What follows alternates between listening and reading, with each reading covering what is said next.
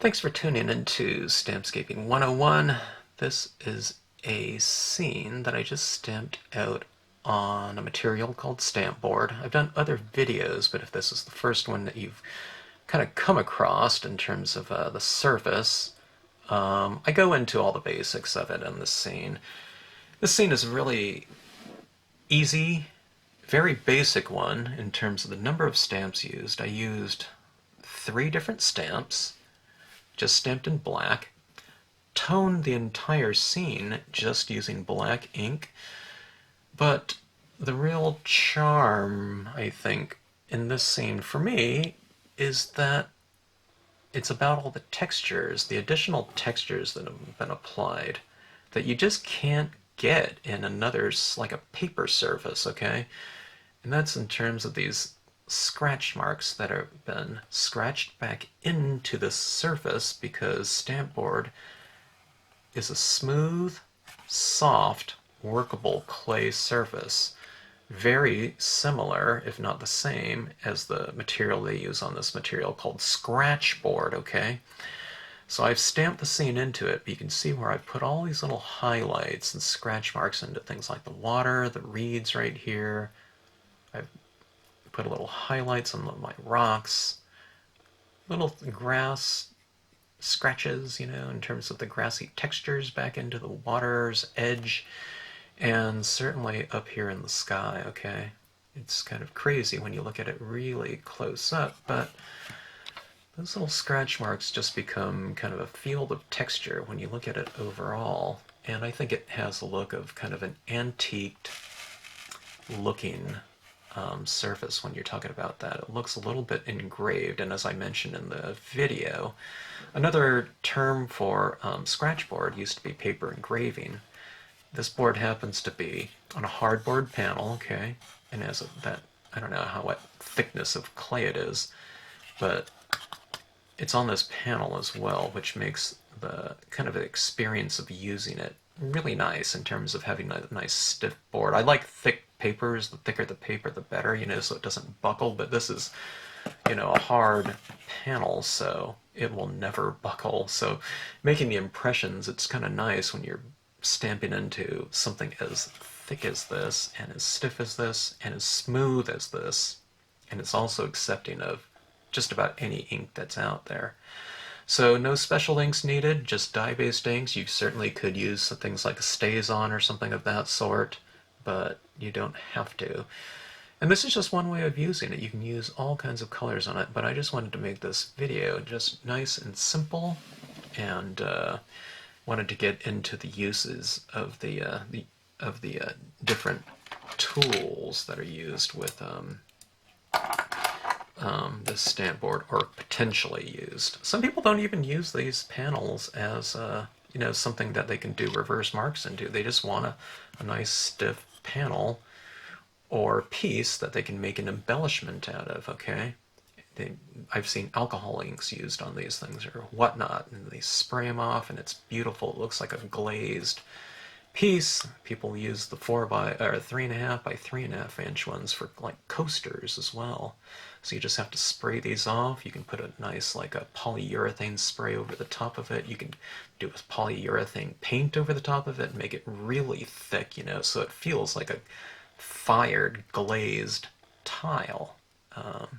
Just in terms of the dimension of it, the clay surface of it, and then the finish of a really thick glaze over the top of it. So can't really glaze, I guess you could, paper or something like that, but the chances of it buckling, because it's so thick, are kind of high.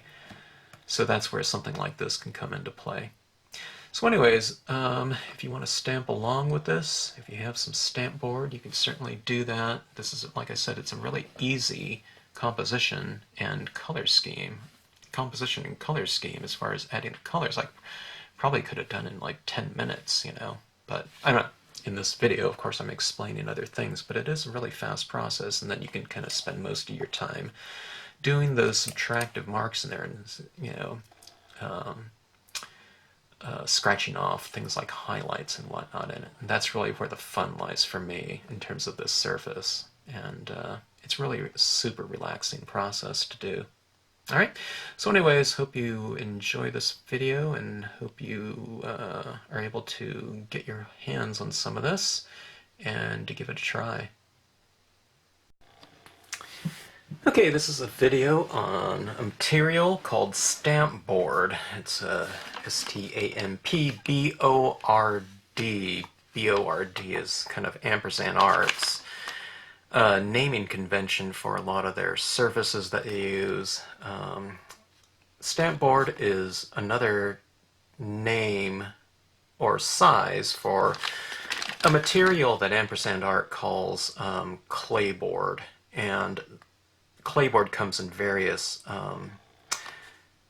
surfaces. Some are coated with black ink, so that you can kind of do a scratch board technique on them, and strictly a reverse type of mark where you scratch into black and it reveals white. There's textured clayboard, I believe, and then numerous other surfaces that they came up with. But Stampboard is basically smaller versions of it for the stamping market. People that are doing card making, jewelry making, things like that. I know a lot of jewelry makers use these little 1 by 1 inch size boards. And what Stampboard is, it's a hardboard panel, and it has a smooth clay surface on it that accepts a wide variety of media. It's smooth, so it's not going to be good for something like pastels, but then they have a pastel board, that has a rough texture and surface to it. But smooth mediums, liquid mediums like inks, alcohol inks work beautiful, paint, I don't know, a number of things can be applied to the surface. Now, when I say clay, it's not clay as in like ceramic bowl or something like that. This clay is a soft clay, so it accepts inks, it absorbs, and but it doesn't absorb so much where it's completely invisible, as far as the application to the surface. It looks great. 1 by 1 inch boards, they come in different types of sizes. The material that we have left on the Stampscapes site at this point in time at this shooting are the ATC and small boards, but you can find them out there on on the web if you do a search on Stampboard. This is a large panel. It's a raised panel, as you can see, and this is a large scene that I did years and years ago, using a bunch of images, some of the symmetry sheets, and some of my planetary types of imagery, as well as the cloud cumulus, and it gives it quite a different look to it. And I love the raised panel. It's really a beautiful way to display your artwork. You can put some hanging clips on the back of this to put up on a wall or something of that sort. And the sides are unfinished, so you can finish it off in whatever color stain or paint that you might want to, or you can just leave it as is. And this one I gave it some sort of stain. I'm not quite sure what it was, but then I kind of sealed it off, and that's why it's a little bit shiny to the surface. It's not normally that shiny, but I think I put polyurethane on it. This is another kind of example of a raised panel, but they made these into these hinged boxes, and I don't know what they call it these days, but this is called decor board, and the hinges aren't on there. You apply those later because they leave them off so that you can stain the sides, okay? And they had these lids with that stamp board or clayboard smooth surface on it, so you can put whatever you want on it, and that creates that top. And then they had these kind of cool 3.5 inch squares that they sell in 4-packs, so you can do like a coaster set, and you can put the 4 pieces in there. Might even fit more if you want to fill it up, like 2 of those packs of the 4-packs in here, and have it like a set of 8, it could be coasters or something like that. But you can see where I've stamped out my Light Rocks and Waves stamp. Light Rocks and Waves is the name of this lighthouse, and then I put the cloud cumulus around it.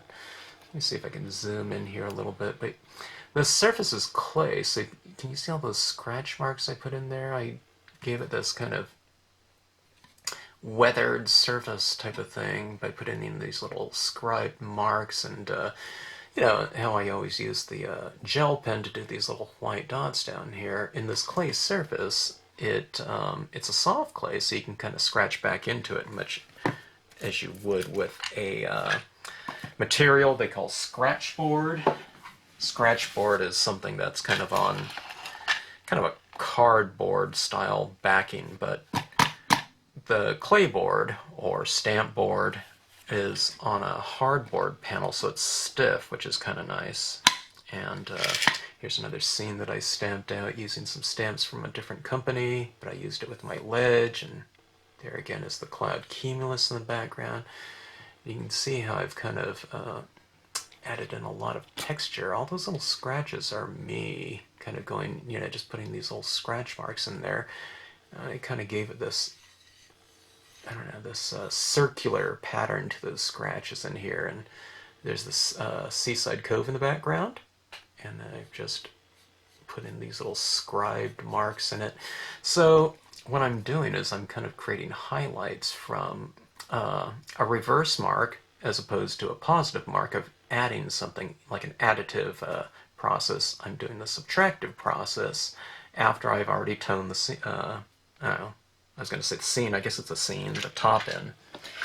Okay, now there's various tools that you can use with Stampbord. I've mentioned this before in other videos, but I'm not quite sure if I went into all the media, but these two tools here, and I'll use them in this video, are called fiber brushes, and Ampersand Art kept coming out with different versions. This might have been the first one, I'm not sure, but it's this metal thing. And there's all these little fiberglass fibers in each one of these holders, okay?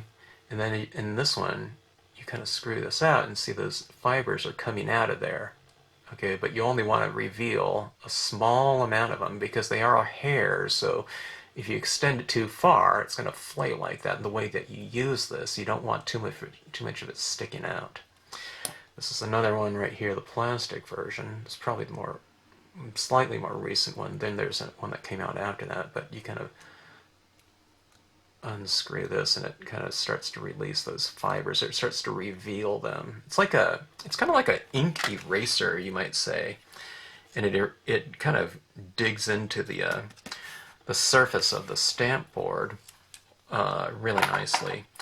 These are speedball scratch knives, and these are the tools that people would use on scratchboard, but now you can use it on clayboard or stamp board.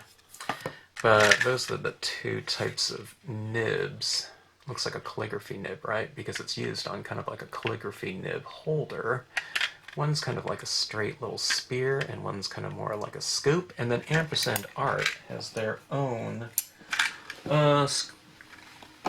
scratchboard knives, and this is their holder. It's a little bit of a cheaper holder, but very usable in terms of how it's used. But this one has that little kind of pointy tip in it. But then they also have this other, I'm not sure if I can see, it's kind of like this little, I don't know, like a butterfly knife, kind of scoopy knife type of thing. And that's kind of similar to the spoon-shaped one at the Speedball.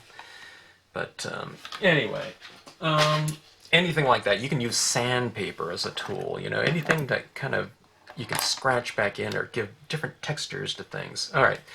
Now this is a material that's really, really fun to use. It's I'm just gonna stamp out something that's really easy here. This is the old mill. I'm taking my unmounted stamp. I like to trim my unmounted stamps fairly close.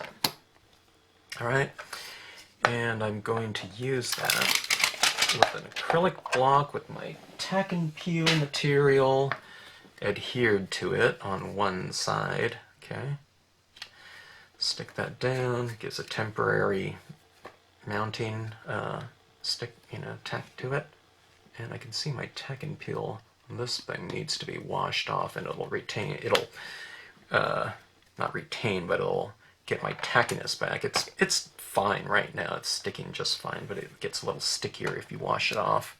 Builds up some dust.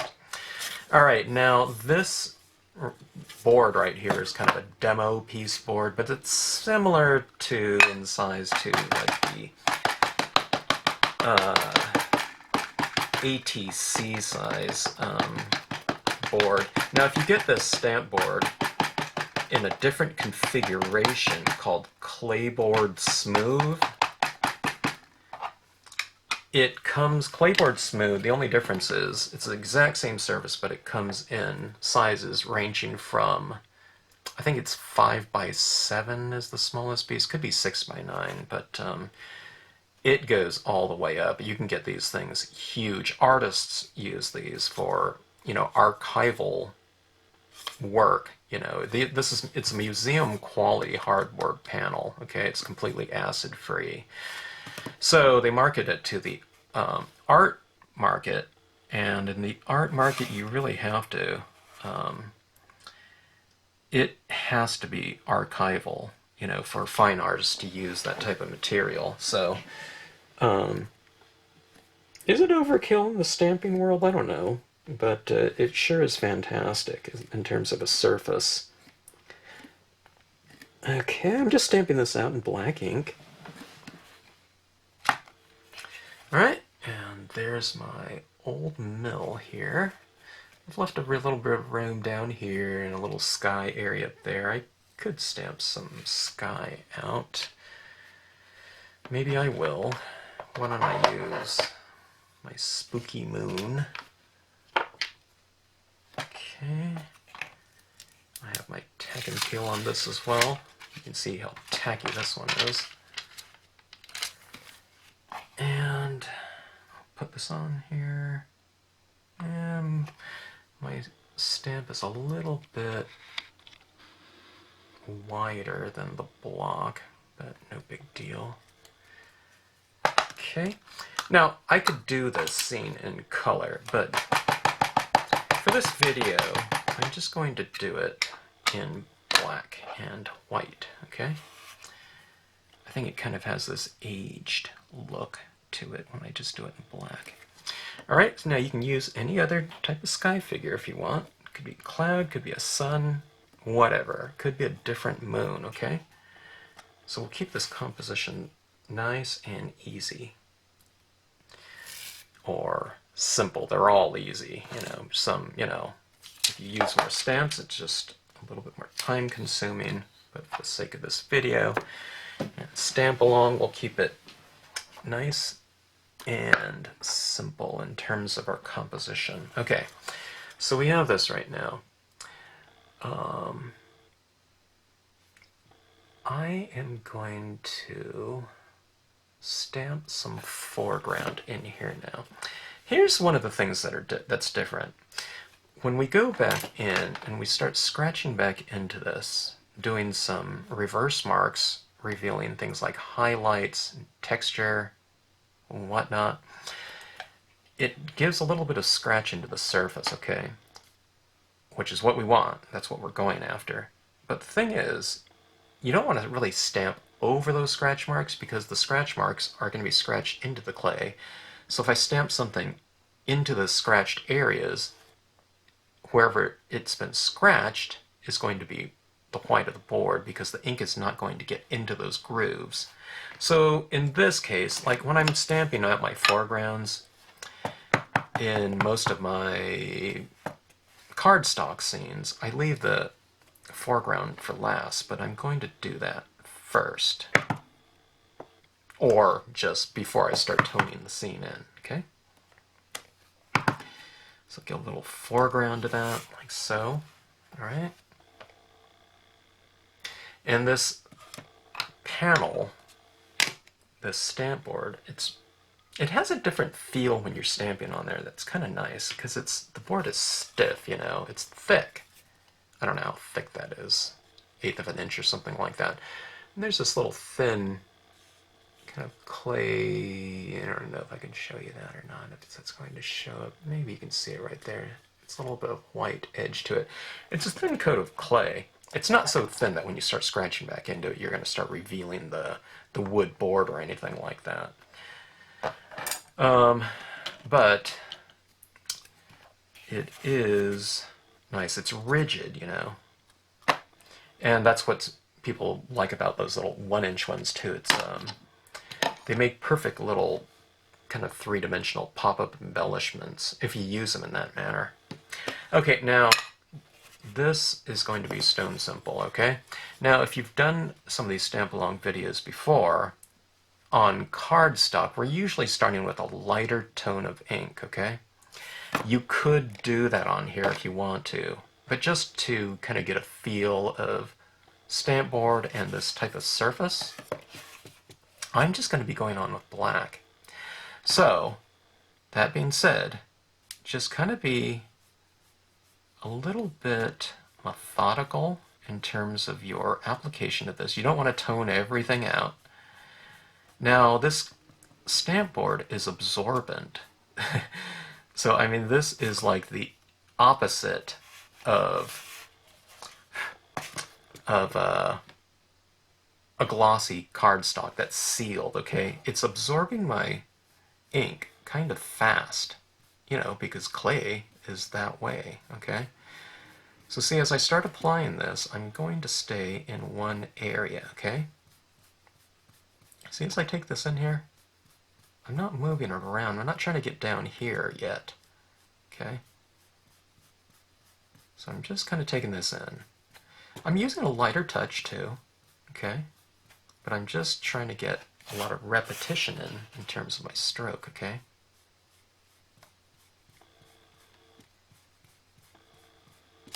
So remember, it's kind of the opposite of what you'll feel on glossy paper using dye-based inks. Alright, now in this case, we're still going to be looking for kind of a lighting scheme. So if we have a moon up in the sky, let's keep that illuminated by just not going over it with this ink, okay? See, I'm just kind of working in one little area, and I'm kind of avoiding that mill down there as well. At least the roof of it, okay? I want that mill to stand out nice and light, okay?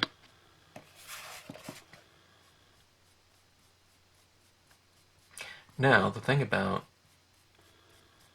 Stampbord and a reverse mark capable surface, meaning we can scratch into it and remove media off of it, you can ink up more than you would on paper or cardstock, okay? Like if I want to put a little bit of texture in that moon or something like that, I could put some tone into it, okay? But just in general, I don't want to have to, you know, erase all the colors that I put on that moon or something like that. Alright, there's my sky, okay? It can look a little bit choppy, meaning when I'm taking this in here, see, I can see some of my, you know, texture like that, okay, in there. For me, it's not really too big of a deal, but I don't want to see a bunch of like shapes like that everywhere in here. So if I see it in there, I'm just going to try to kind of blend them out a little bit. Alright, but now let's start going into this area down here. What do I want to keep light in this area? Probably some of the water, maybe reflecting some of that moonlight. And maybe I want to kind of model that mill there. So I want to make it look three-dimensional. Well, how do you do that? It's being top lit from here, okay? So what I can do is I can ink up the sides of that mill, but I might not want to just, don't go straight into it like this, okay? Kind of work it from the edges like so, okay? And take some of the ink off of your applicator. In this case, I'm using the Colorbox Styuls Tool, but you can use any kind of sponge applicator, or I don't know if there's another type of stipple brushes, something like that, you can use those. But see, I'm kind of taking some of the color off so that I have a drier tip here, and then I'm going to go in and I'll color in the side of my mill like that. And now suddenly you have a top lit mill, okay? But I don't have like that sticking right in the middle of the scene, okay? It's because I kind of took it off a little bit first. So I'm working with a drier applicator, right? Now when this is wet, when I ink up like so, see I'm starting on the outside edge, okay? So every time you ink up, kind of start on the outside edge. Now if you're working with a really super wet, juicy, brand new pad or freshly re-inked pad, then you might need to kind of stay on the outside a little bit longer, or just don't dab too much ink into it. You know, just give one dab, or a light dab, okay? And then you'll have less ink on your applicator, and that's easier to control than a super wet one. Okay, now here's the thing. Now see, I might want a little bit of tone in this water way, okay? So, what I'm doing is I'm going with my dryer tip here, and I'm putting in some ink into those areas. But maybe, like I said, maybe leave most of it a little bit light. Or lighter, I should say, okay? But I want a little bit of gray in there. I don't necessarily want stark black in there, but I want a little bit of gray, okay? And that's what you can do. See, in theory, you should be able to get all gradations in terms of value of any color ink you have in this type of application of ink. I don't mean when you're stamping it out, but if you're applying ink kind of in a brush manner like this, you can always use drier incarnations of it by taking off some of it first before applying it. And that's another reason why I like kind of applying my inks in this manner, is because, you know, whatever ink pad I have, you know, just by using a drier version of it, I can get everything from this all the way to white on the value scale. Black, all through the grays, to white. Dark blue, light, medium blue, light blue, white, okay? Like, for example, up here, it's a little bit gray. If I use more of it, okay, it's more of a pure black, right? So you can see those values up here, right? Okay, so retaining some of our light areas so that the moonlight looks like it's reflecting in the water. Kind of water becomes somewhat of a mirror. I do like a vignette type of effect, so, or look, so I'm kind of gonna go around on my edges right here. Now what I'm doing is I'm kind of, let me see if I can see it here. Okay, what I'm doing is, see this right here?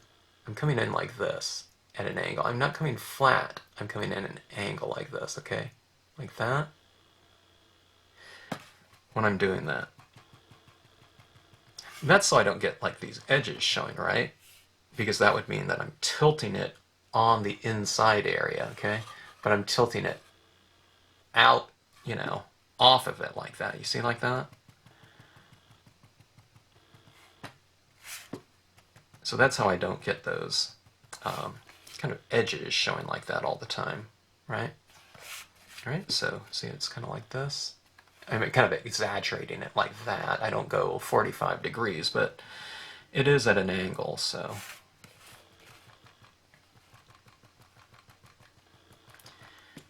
But here's the beauty of Stampbord too, okay? Because you can scratch back. I mean, in an extreme case, let's say you did this scene and you hated it at this point in time. You could, if you have like a, you know, some sandpaper, I don't know if I recommend it, but you could just sand the whole thing off and start over again if you wanted to. Okay. So, anyways, grayscale scene, right? And I don't know how long that took. This whole scene, I'm at the 25-minute mark right now in this entire video, so I don't know, stamping it out and toning that in. I'm done with the toning portion of that. It's like one of the fastest scenes you'll ever do. I mean, it's smaller too, and the ATC card is a little bit smaller than this one, but you can do the scene on the ATC card. But let's go into this now. Let's talk about these tools, and I've shown this before in other videos, okay? Other Stampbord videos, but I'll do it again in this one, because who knows how people come across this video channel. I'm zooming in really close, and I'll try to remember to keep everything in the field of view here. But here I'm going to start off with this spoon one, okay? In this spoon one, can you see that right there? The way that I'm going to use it, it's going to be like spooning something towards me, okay? I'm scratching back towards me like that, okay? This is called a scratch knife, but I mean, it's not so, it's not like an X-Acto blade or something like that where it's going to, cut me or something of that sort, alright? Now, I'm feeling this one now, though. That being said, it's a little bit dull, so I have a little stone metal knife sharpener. I think I got it at Costco or something like that, or not Costco, maybe Walmart. It's Smith's. It's like in the sporting goods section. And, I mean, any, stone will do or whatever, but what you do is you put this with the spoon side down, and using a little bit of pressure, I'm kind of going back and forth on it, and that's kind of honing the metal. You don't want to use too much pressure and do this all the time, otherwise you're going to, grind away the, the edge. But here's my edge now. Can you see that? Yeah, see that right there? You're just making it flat, right? And that's what's the edge is going to give you your nice scratch. Okay, let's look at the scene now. It's largely defined, okay, but let's go in and add some textural marks into it. Let's just say this is a cloud right here, okay? And I want it capturing some of that moonlight, okay? Alright, I'm going to have to zoom in a bit more. Now this is one of the most, I don't know, it's kind of the most relaxing techniques in the stamping world, and I used to teach workshops doing this. Okay, now see this? I'm starting from the inside here, and I have that spoon facing out, and I'm doing these reverse marks like so, okay? This is where texture really comes into play, okay? You see those scratch marks that I'm putting in there? And see, I'm scratching back towards me. It's a nice ergonomic fashion, the way I've showed how to use stylus tools before in an ergonomic way. See in these clouds right here, let's... See, I'm kind of going with a lighter touch. I don't need... See, if I go once or twice, you can't see anything at all. But the more I add, the more I do it in a certain given area, the more ink that's removed from the surface, okay? But it's done in a very textural way because it's a scratch. And I haven't looked into the psychology or physiology of this before or something, but I was convinced from teaching this workshops using this material for several years that I have a feeling we're accessing a different part of the brain when we're doing a reverse mark, when we're removing something, okay? Because most of the processes that we do are additive, right? And this is one of the few cases where we're actually kind of removing something, okay? Now this one I'm going to put the scratch marks on a different side of the cloud because the lighting is coming from the middle of the scene.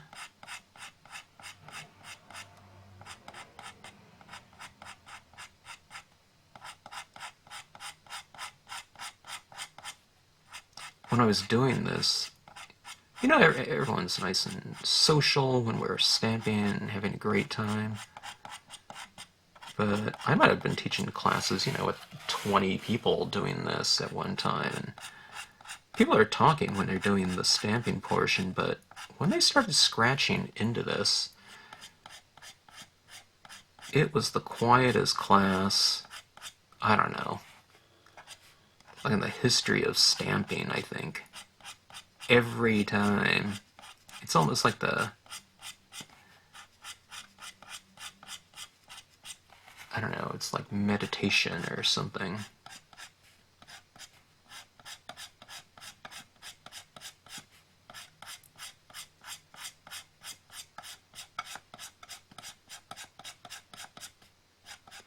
Now, I mean, you can always, I'm using this as a certain touch to it, okay?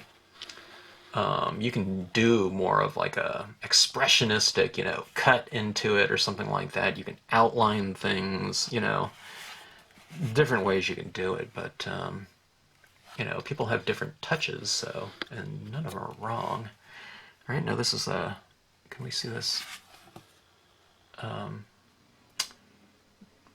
Mill rooftop, okay, in here. I'll put a few little scratches into that so we can kind of define some texture on that rooftop. Okay, I don't know if you can see that. It's kind of glary, but let me do it on the side of that in those shadows so you can kind of see it better for this video, okay? Now see, I kind of went in the direction of that rooftop, but down here, maybe I'll go in the direction of the wall, put a few little scratch marks into it like so. See that right there? Okay, now here's, let's say water down here. We see these kind of little striations up here in the moon. Let's do it down here, okay? See this? I'm kind of starting in the lighter area, right? Which would be the center. And I'm kind of working out that way. Now when I'm going to flip the card around this way, I'll do it this way.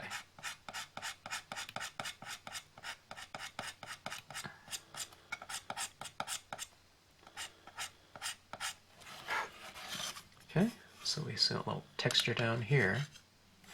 And it kind of matches in some ways the textures that are going on up there. All right? Let's look at this whole kind of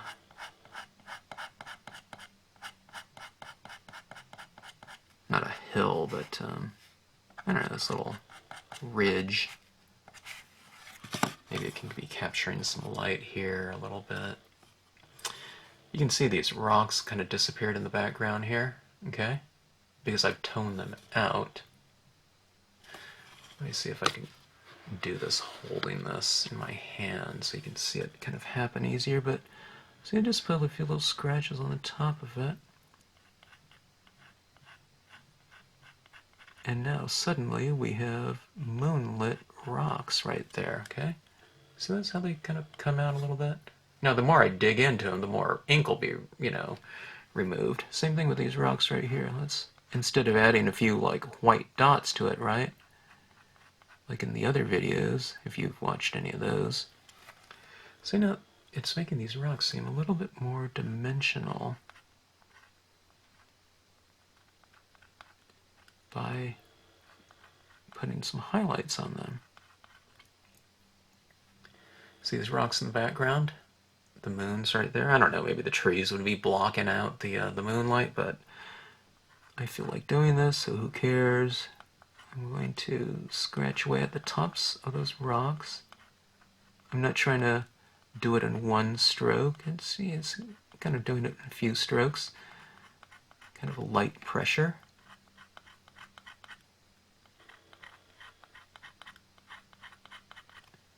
Okay, see these rocks are kind of a little bit more dimensional now, okay?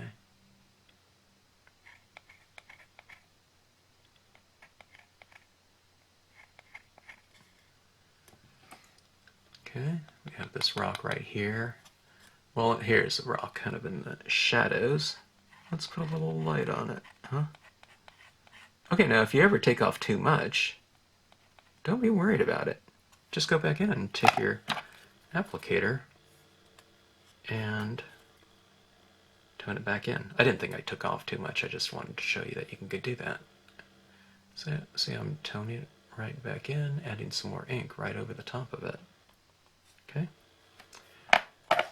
I did that, it was that rock right here. So, let's do it again. Let's reveal a little lighting on it, okay?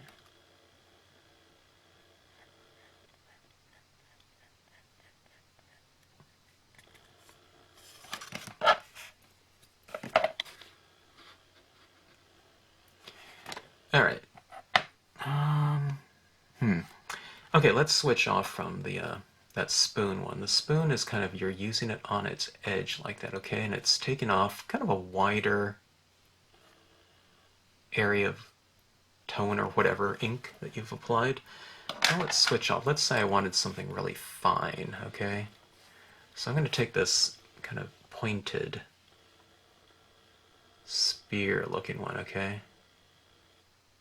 Like I said, it's not like an X-Acto knife or something like that, where I poke myself and I'm bleeding or anything like that.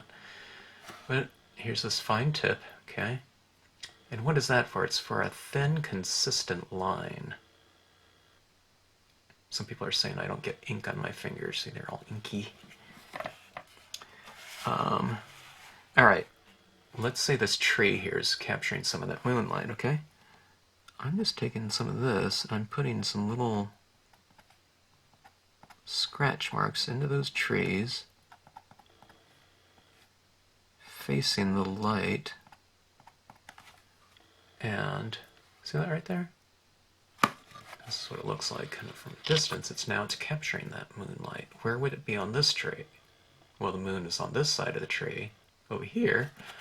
So let's go in and put a few little scratch marks on that side of the tree, facing the moonlight, and suddenly we put lighting in those trees. A couple little scratches, and that's all it really took. Here's some reeds here in the foreground, right? I'm not going to do it this way. I like to kind of swipe up like that, where it's tapered, you know. I don't, when I'm scratching something, it's not like this and then up, okay? It's more like this, okay? It's more like a pendulum. That's the same thing I do with my, you know, the stylus tools too, right? It's not like this and coloring like that. It's more of a swipe, okay? Where it's coming in contact. So, that being said, when you're doing your reeds down here, flip it upside down, see? And now I can do this nice kind of semi-graceful cut. I'm trying to stay on the reed. I'm probably going to come off of it sometime, but who cares, you know?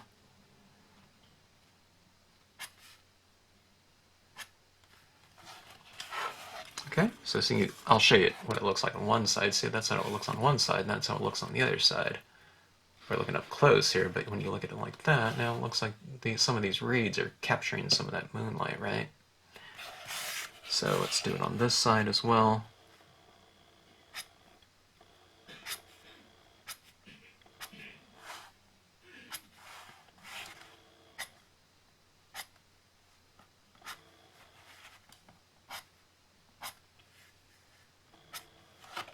So we're getting into kind of a textural piece, right? See how it looks? Kind of, I don't know, doing it in this monochromatic style makes it look a little bit antique to me. Okay, now going back up into the sky, talking about texture. What happens is I kind of get back in the flow of it if I don't do this for a while. It's a different feel.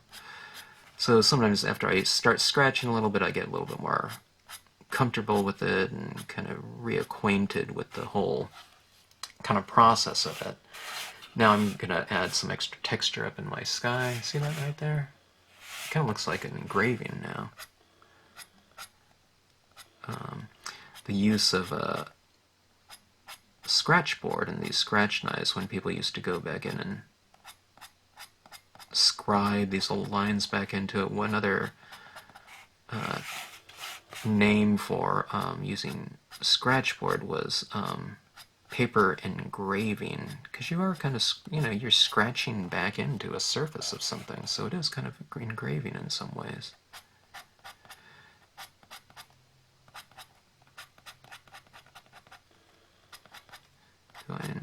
Revealing a little bit more light, kind of in a detailed way here. My water. See these rocks down here? I have some grass in the design itself, but if I want to add a little bit more, highlighting down here, I can do that. See how I turn it upside down to suit my needs.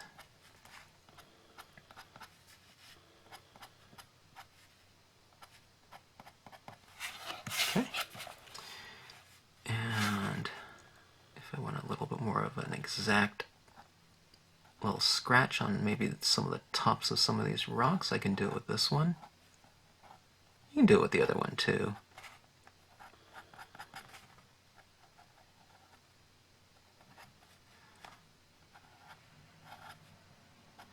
Now, finding these tools like this is easy. You just have to use search engines, enter in things like scratch knives. And there's a lot of art stores, online art stores that offer them. And I'll try to put all the details. I always put all the details of all my videos down in the notes section. You just have to click on show more right underneath this video. And it'll pop out. It'll show you different information. Okay. All right. So there's that. Now, one of the things I didn't get around to was these fiber brushes. Okay.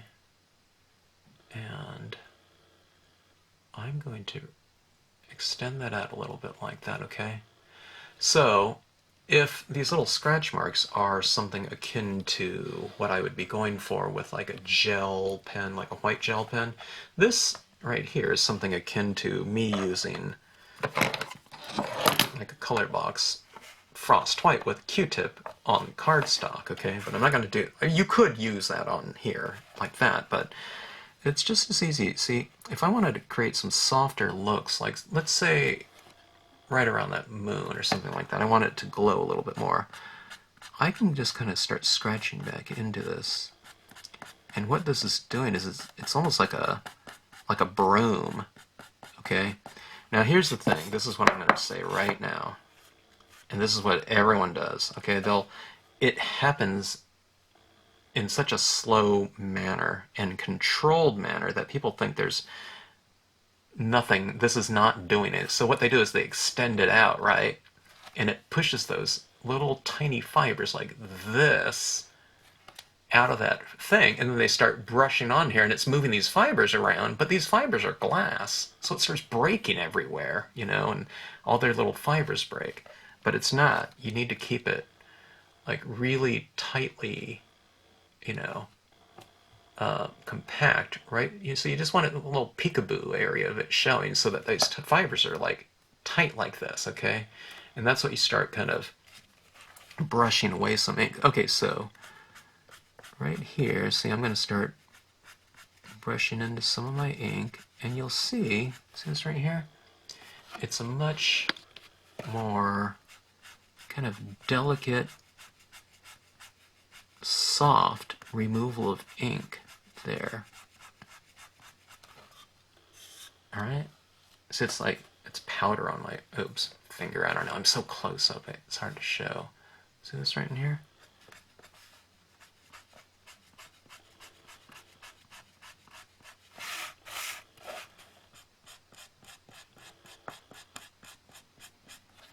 See that? And I've done this right here, okay? It's a real soft removal. Or maybe around my moon, if I want it to glow a little bit more, I can kind of remove some of that impression.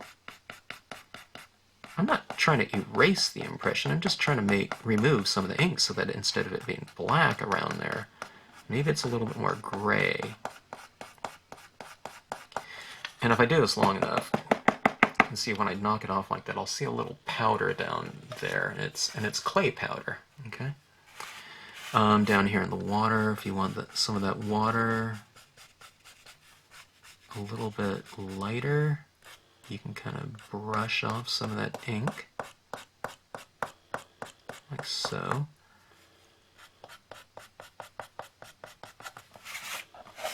Okay.